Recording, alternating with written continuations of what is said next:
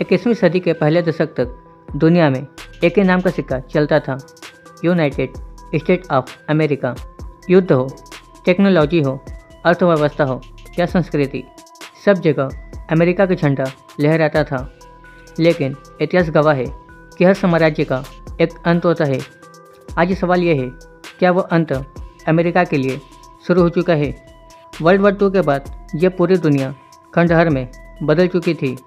तब अमेरिका ऐसा विजेता की तरह खड़ा था जिसके पास धन भी था, हथियार भी और सबसे ज़रूरी भरोसा भी।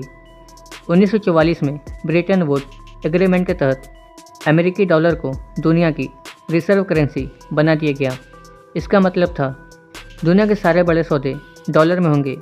कोल्ड वॉर के दौर में अमेरिका ने न सिर्फ सोवियत संघ को मात दी, बल्कि एक नए विश्व व्यवस्था का निर्माता बन गया। लेकिन साम्राज्य की नींव जितनी ऊंची होती है, उसके गिरने का धमाका उतना ही बड़ा होता है। आज अमेरिका पर 34 ट्रिलियन डॉलर से ज़्यादा का कर्ज है। इतना कि अगर हर अमेरिकी सिर्फ कर्ज चुकाने में अपनी पूरी कमाई लगा दे तो भी ये कई पीढ़ियों तक रहेगा। ये कर्ज कहाँ से आया? पिछले दशकों में अमेरिका ने अपनी ताकत दिखाने, युद्ध लड़ने और जनता को सुविधा देने के लिए बेहिसाब पैसा छापा। Vietnam war, Iraq war, Afghanistan war, हर जंग में अरबों डॉलर खर्च हुए। लेकिन असली खतरा यह है कि इस कर्ज का ब्याज चुकाने के लिए भी अब अमेरिका को और कर्ज लेना पड़ रहा है, यानी एक ऐसा चक्रव्यूह जिससे बाहर निकलना नामुमकिन हो सकता है। आज अमेरिका अंदर से बढ़ चुका है। ब्लैक लिव मैटर आंदोलन, कैपिटल हिल पर हमला और लगातार बढ़ती गन वायलेंस, ये सब एक टूटते समाज की निशानी है। राजनीतिक ध्रुवीकरण इतना गहरा हो गया है कि एक पार्टी दूसरी पार्टी को देशद्रोही मानने लगी है। गन हिंसा में हर साल हजारों जानें जाती है, लेकिन इस पर काबू पाना लगभग नामुमकिन है, क्योंकि हथियार रखना अमेरिकी संस्कृति का हिस्सा बन चुका है। कई विश्लेषक मानते हैं कि अगर ये हाल ऐसे ही रहे तो आने वाले दशकों में अमेरिका में एक और गृह युद्ध छिड़ सकता है।